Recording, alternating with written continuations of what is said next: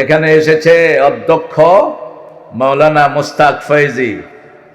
সব পীর, আমার নামের পিছনেও পীর লাগা দিতেন, ভালোই হতো। ফের পীর মানে বুড়া, পীরে মুরগা মানে থুইরা বুড়া।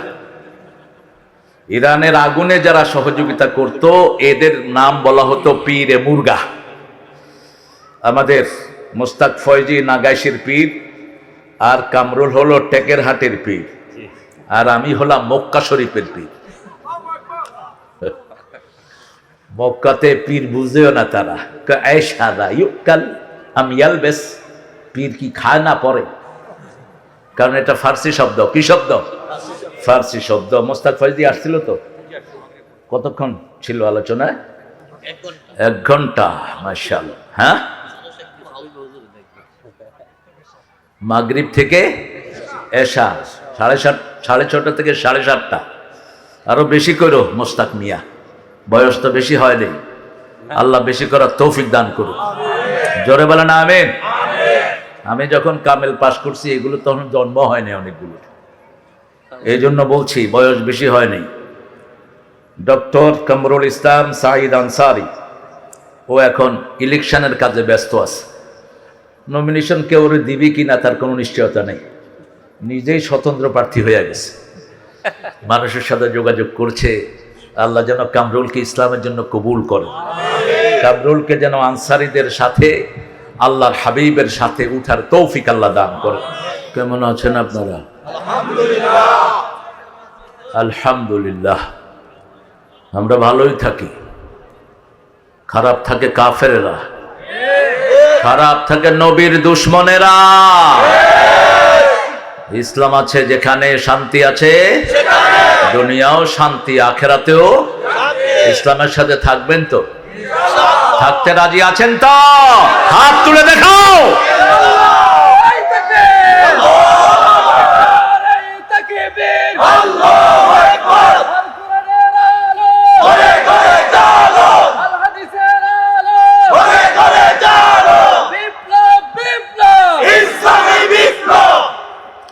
অনেক সুন্দর একটা আয়োজন এখানে করা হয়েছে। আল্লাহ শুকরিয়া এমন ভাবে আদায় করব যাতে মৃত্যু পর্যন্ত আমলনামায় সওয়াব লেখা হতে থাকে। একটা দোয়া পড়বেন, এই দোয়াটা যারা পড়ে মৃত্যু না কিয়ামত পর্যন্ত তার জন্য সওয়াব বরাদ্দ হয়, যতক্ষণ পর্যন্ত সে নিজে এই সওয়াবটাকে নষ্ট না করে দেয়। সওয়াব নষ্ট করে 5 জন লোক। কয়জন? প্রথম, যেই ব্যক্তি নামাজ পড়ে না তার সওয়াব নষ্ট করে দেন কে? কে? 2 নাম্বার, যে শিরক করে তার সওয়াব নষ্ট করে দেন কে? 3 নাম্বার, পিতামাতার সাথে বেয়াদবি করে সওয়াব নষ্ট করে দেন কে? 4 নাম্বার, যে নবীর সাথে বেয়াদবি করে আলাইহিস সালাম তার সওয়াব বরবাদ করে দেন কে? 5 নাম্বার, যে কোনো বেদাতের মধ্যে ঢুকে যায় তার সওয়াব বরবাদ করে দেন কে? এই 5টা কাজে আমরা থাকবো না। রাজি আছি তো? নামাজ পড়বেন তো 5 ওয়াক্ত? ইনশাআল্লাহ। কোথায় গিয়ে পড়বেন? কোথায়? মসজিদ। এটা কার হুকুম? আল্লাহর হুকুম। আন্নাল মাসাজিদা লিল্লাহি ফালা তাদউ মা'আল্লাহি আহাদা। Mosque is built for human being. You must go to the mosque when you offer the prayer. তুমি যখন নামাজ পড়বা কোথায় যাবা? মসজিদে। আল্লাহ বলছেন সূরা আরাফ 31, খুযু যিনাতাকুম ইনদা কুল্লি মসজিদ। You must beautify yourself when you enter the mosque. যখন মসজিদে যাবা সবচেয়ে সুন্দর পোশাকটা পরে আল্লাহর কাছে যাবা, কারণ আল্লাহর চেয়ে বড় মেহমান আর কেউ নাই। আসুন সেই দোয়াটা আমরা আগে পড়ি, যেটা রাসূল 8 বার পড়তেন। কয়বার? রাসূল সাল্লাল্লাহু আলাইহি ওয়াসাল্লাম যেটা পড়তেন সেটা সবচেয়ে বেশি ভালোবাসেন কে? আরো আস্তে কোন, কে ভালোবাসেন? আমার সংখ্যা দিয়ে কোনো কাজ নেই। কালিলাম মিন ইবাদিয়াশ শাকুর। অল্প কিছু লোকের বিনিময়ে সারা পৃথিবীর লোকেরা আল্লাহর নিয়ামত খেয়ে বেঁচে আছে। ঠিক না ঠিক? আমরা যারা মসজিদে যাই, আমরা যারা রাসূলের দুরূদ পড়ি, আমরা যারা আল্লাহর জিকির করি, তাদের কারণেই জমিনে ফসল হয়, আসমান বৃষ্টি বর্ষণ করে, অন্য সব প্রাণীরা খেয়ে বেঁচে আছে। এই জন্য খুব বেশি লোকের দরকার নেই। কালিলাম মিন ইবাদিয়াশ শাকুর। আল্লাহর শুকর গুজার কম না বেশি? বিয়ের অনুষ্ঠানে একজনের জন্য 1000 লোক খায়। ঠিক না বেঠিক? মূল লোক কয়জন? একজন। জামাই। মূল লোক কে? জামাই অথবা কন্যা, এই দুইজনের জন্য কত লোক খায়?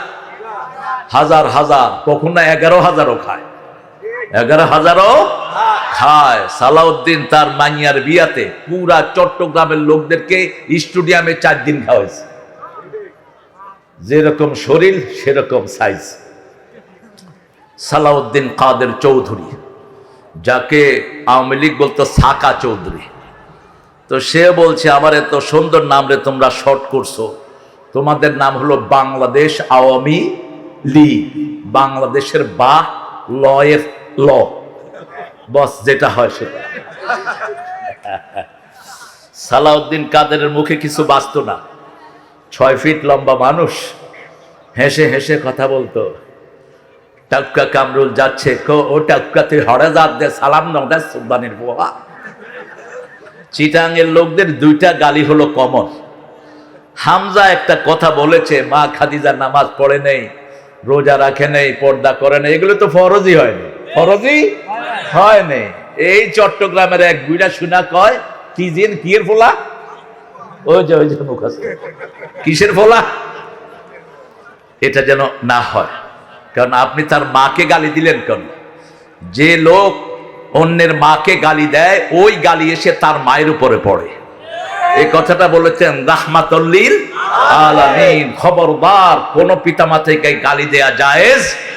গালি তো দূরের কথা, আপনি যদি বলেন বাবা তোমার মতো লোকের ঘরে আমার যদি জন্ম না হতো, আল্লাহর হাবিব বলেছেন এই ছেলের উপরে মৃত্যু পর্যন্ত লানত হতে থাকবে, যতক্ষণ তার পিতা তাকে মাফ না করে দেয়। আপনার মাকে বললেন তোমার মতো মায়ের ঘরে আমি না হলেই ভালো হতো, আপনি অভিশপ্ত সন্তান। আল্লাহ আমাদেরকে লানত থেকে বাঁচিয়ে দেন।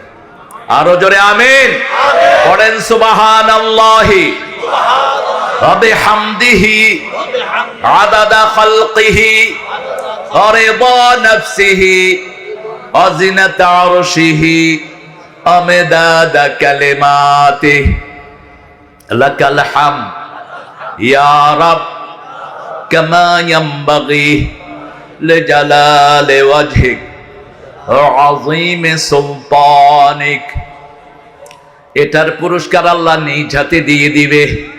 আল্লাহ দোয়াটা মুখস্থ করার তৌফিক আমাদেরকে দান করেন। সুন্দর একটা আয়োজন আপনারা করেছেন। আমি কিন্তু আয়োজনের বাহিরের মানুষ। পোস্টারের নাম দিয়ে কোনো কাম নাই, আসল নাম কোথায় উঠবে? দাওয়াত হলো আমার, আপনারা আনসারীকে দাওয়াত দিলেন কেন? আল্লাহ ঠিক করে রেখেছে আমার নাম, ওই ব্যাটারে দাওয়াত দিলেন কেন? হ্যাঁ, কি বলেন আপনারা? আরে কথা কয় না কেন? কথা বলেছে মির্জা ইয়াসিন আরাফাত, কপালে দাগ পড়ে গেছে, ঘষো নাকি? হ্যাঁ, ঢাকায় এরা কপাল ঘষে অনেকেই, আমি ছোটবেলায় দেখেছি এমনি করে। কইলাম ভাই কি হয়েছে? কপালের দাগ পড়লে আল্লাহ হালায় আমার লইয়া যাবো গা। আমি কি আল্লাহ হালা না, আল্লাহ তাআলা। আল্লাহ কি? তাআলা। মানুষের নামে যে শব্দ ব্যবহার হয় সেটা আল্লাহর শানে ব্যবহার করা জায়েজ। সাধারণ মানুষের জন্য যে শব্দ ব্যবহার সেটা নবীদের জন্য ব্যবহার করা জায়েজ। এগুলো যেন মাথায় থাকে। সূরা হুজরাতের 2 নম্বর আয়াতে বলছেন তোমরা সাধারণভাবে মানুষকে যেমন ডাকো তেমন নবীদেরকে ডেকো না। তো কপালে দাগ পড়া এটা একটা নিয়ামত। আর আল্লাহ বলেছেন চেহারায় দাগ থাকতে হবে। কিসে? চেহারায়। ফি উজুহিহিম মিন আসারিস সুজুদ, যাদের চেহারায় থাকবে কিসের চিহ্ন? সেজদার চিহ্ন। কপালে না, কিসে থাকবে? চেহারায় থাকবে। পুরা চেহারা দিয়ে আপনি সেজদা করবেন। রাসূল বলছেন 7টা জিনিস দিয়ে মানুষের সেজদা করতে হয়। প্রথম কি? 2 নাম্বার নাক, 3 নাম্বার, 4 নাম্বার, 5 নাম্বার পায়ের পাতা।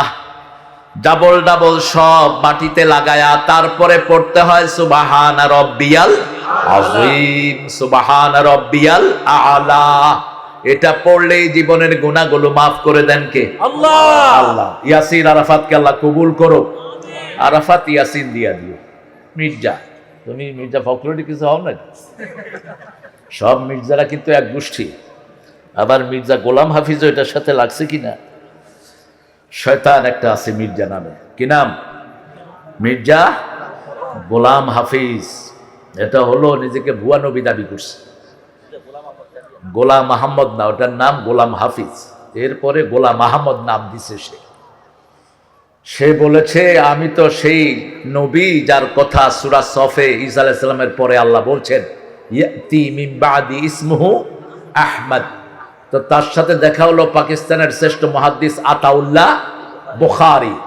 তিনি বললেন কেউ আপ নবুয়ত দাবি কিয়া, তুমি কেন নবুয়ত দাবি করেছো? বলছে কেন, আল্লাহ ने मेरा नाम सूरा सफ में फरमाया। তো তিনি বলছেন সূরা সফে তো রাসূল মুহাম্মদ সাল্লাল্লাহু আলাইহি সাল্লামের কথা এসেছে। বলছে আমি গোলাম বাদ দিলাম, আমি কি হলাম? আহমদ। এবার তিনি বললেন ঠিক আছে আমিও আতা বাদ দিলাম, কি থাকলো? আল্লাহ। আমি আল্লাহ হয়ে কইতেছি তোর মতো বেয়াদব রে আমি নবী করে পাঠাইনি। যেরকম কুত্তা সেরকম ভুট্টা, যেরকম কুকুর সেরকম মুগুর। বলছে আমি যদি মিথ্যা নবী হই আমার মৃত্যু যেন পায়খানায় হয়। কোথায় কোথায় হয়েছে? কোথায়? পায়খানার ভিতরে গু খায়া মরেছে। এটাকে আপনারা প্রতিহত করবেন। প্রাণের সব জিনিসগুলো বর্জন করেন, আরএফএল-এর জিনিসগুলো বর্জন করেন। সারা বাজার ছেয়ে আছে এদের 4000 কনজিউমার আইটেমে। আপনি মিষ্টি খাবেন, তাদের মিষ্টি, মিষ্টি ঘর, মিঠাই ঘর, এগুলো সব তাদের। আল্লাহ এদের থেকে আমাদেরকে হেফাজত করেন। আমার অত্যন্ত আদরের মোহাম্মদ মনিরুল ইসলাম মজুমদার, এর নাম বললেই একটা সুন্দর নাম চোখের সামনে ভাসে। কি নাম? হ্যাঁ, মিজানুর রহমান আজহারি। 2 মা মিলে 1 মামা হয়। কয় মা? 2 মা মিলে 1 মামা। আমার প্রিয় মনিরের ভাইনা, আল্লাহ যেন মিজানকে কবুল করে, আল্লাহ যেন মামাদেরকে কবুল করে। তার ভাই মোশাররফ বিনয়ী, অসম্ভব বিনয়ী ফ্যামিলিটা। মিজানের মতো বিনয়ী ওয়াইজ আমি পাইনি ওর মতো বিনয়ী ওয়াইজ। যে যত বিনয়ী হয় তার মর্যাদা তত বাড়িয়ে দেন কে? মান তাওয়াদা লিল্লাহি রাফাহু। যে আল্লাহর জন্য বিনয়ী হয় তাকে বড় করে দেন কে? আপনি বিনয়ী হবেন, আপনাকে বড় করে দিবেন কে? আল্লাহ। আল্লাহ যেন আমার মনিরকে কবুল করেন। ও হলো মনির, আমি মোনাওয়ার। দুইটার রুট একই জায়গা থেকে আমাদের উৎপত্তি। কথা বলেছেন হাফেজ ওয়াহিদুর রহমান। এগুলো শুনতে পারলে আমার ভালো হতো। আমি নতুন বক্তাদের ওয়াজ শুনে অনেক নতুন নতুন পয়েন্ট পাওয়া যায়। নতুন বক্তারা নতুন জিনিস নিয়ে ময়দানে আসে। আল্লাহ এদেরকে আগামী জাতির সব দাবি পূরণ করার তৌফিক দান করে দেন। সৈয়দ শামীমুল বাশার আরিফি, মোহাম্মদ মহিউদ্দিন, মোহাম্মদ ওমর ফারুক খেলালি, এরা সবাই আলোচনা করেছেন। শুনতে পারলে আমি অত্যন্ত ধন্য হতাম। আর শিল্পীদের মধ্যে মশিউর হলো আমার নাতি শিল্পী। মশিউরের ওস্তাদ হলো আমার ছাত্র। সে হলো ওই ছাত্রের ছাত্র। তাহলে কি ছাত্র হলো? নাতি ছাত্র। আর ওবায়দুল্লাহ তারেক হলো পুতি ছাত্র। আর সালাম হলো পুতির নিচে না খুন্তি কি কর এই ছাত্র। খায়ের, এগুলো আমরা লেগাসি বহন করব। আমরা এক সময় যখন এই ময়দানে গজল গাইতাম তখন দর্শন আজামের ভাইরা কত হারাম হারাম হারাম। এখন দেখি হেরাই আমাদের গান গায়। হ্যাঁ, হেরাই আমাদের গান গায়। এক বড় আলোচক, আমি নাম বলবো না, আর ও গাইতেছে আমাকে শহীদ করে সেই মিছিলে শামিল করে নিও। যে মিছিলের নেতা আমির হামজা, খোবায়ে বেখাবাব আল্লাহর ছিল যারা অতি প্রিয়, শামিল করে নিও। শহীদ হতে চান তো? সবাই চান? দেখি কে কে চান না। মনের ভুলে না, হুজুগে বাঙালি না। আগে শুনবেন তারপরে মানবেন। সামিআনা ও আতাআনা। এখন কারা কারা শহীদ হতে চান হাত তুলে দেখায় দেন। নারে তাকবীর, আল্লাহু আকবার। দিন ইসলাম, দিন ইসলাম, কুরআনের শত্রুরা হুঁশিয়ার সাবধান। আল্লাহ আমার ভাইদেরকে কবুল করুক। যারা শহীদ হতে চায় না এরা কি বলেন তো? জোরে বলেন। মুনাফিক। মা তাআলা শুবাতিন মিনান নিফাক। এরা মুনাফিকের উপর মরবে। আল্লাহ আমাদেরকে শহীদ হওয়ার তৌফিক দান করুন। শিল্পী ওবায়দুল্লাহ তারেক, শিল্পী আব্দুল সালাম, এদের প্রত্যেকের কণ্ঠকে আল্লাহ হাসান বিন সাবেদের কণ্ঠের মতো কবুল করুন। হাসান বিন সাবেদের জন্য দোয়া করেছেন রাহমাতাল লিল আলামিন। যখন রাসূলের বিরুদ্ধে কাফেররা কবিতা লিখলো, রাসূল বললেন, কে আছো এই কবিতার জবাব দিবা? হাসান বিন সাবেত রাদিয়াল্লাহু আনহু আরবা, তিনি বলেন, ইয়া রাসূলুল্লাহ, আপনি যদি অনুমতি দেন আমি এটার জবাব দিব। রাসূল মিম্বার থেকে নামলেন, হাসানকে মিম্বারে বসিয়ে দিলেন। এবার হাসান কবিতা আবৃত্তি শুরু করলো, নাচ পড়া শুরু করলো। রাসূল নিজের রুমাল উড়িয়ে হাসানের দিকে মারলেন আর দোয়া করলেন, আল্লাহুম্মা কাওয়ে হাসানি বিসান্দিল জিবরাইল, হে আল্লাহ, জিবরাইলকে নাজিল করে আপনি হাসান বিন সাবেতের শক্তি আরো বাড়ায়া দেন। কিয়ামত পর্যন্ত নবীর সঙ্গীতগুলি দুনিয়াতে প্রচার হবে, ঠিক তবে ঠিক। রবি ঠাকুর এত কবিতা লিখেছে, কয়জনের মুখে তার কবিতা পাওয়া যায়? জাতীয় সঙ্গীতটাই তো মুখস্থ নাই মানুষ, কারণ চোরা সঙ্গীত তো হারাম জিনিস, আল্লাহ মানুষের স্মৃতিতে রাখে না। কিন্তু যদি এখন নজরুলের কোন গজল ধরি, ত্রিভুবনের এলো রে দুনি আয় আয় রে সাগর,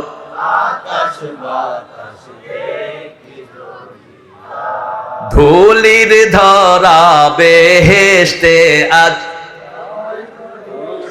দিল রে লাজ, আজকে খুশির ঢল নেমেছে ধূসর সাহারায় আয় রে সাগর।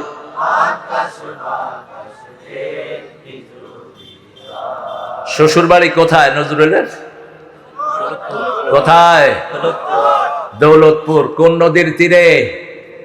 গোমতীর তীরে, পাতার কুটিরে, আজও সে পথ চাহে সাঁঝে, মধুর বাঁশরি বাজে, গোধূলি লগনে বুকের মাঝে, মধুর বাঁশরি বাজে।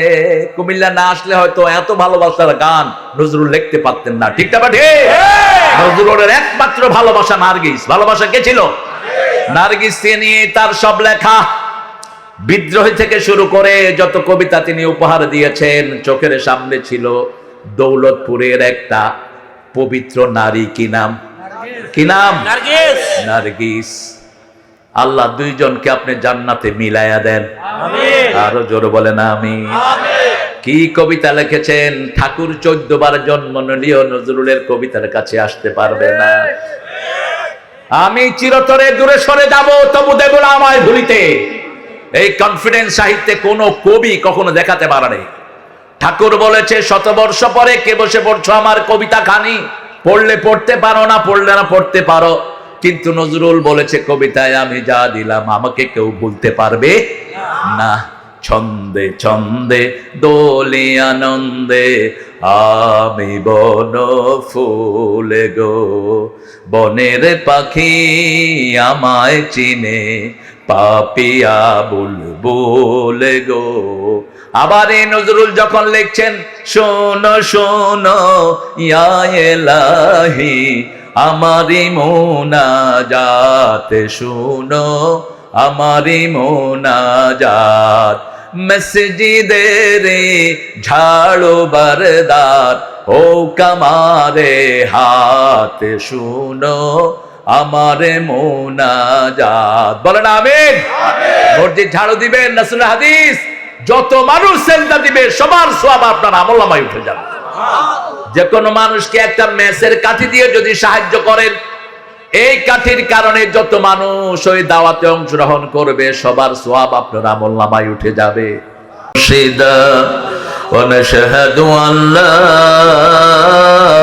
إله إلا الله وحده لا شريك له ونشهد أن سيدنا إمامنا قدوتنا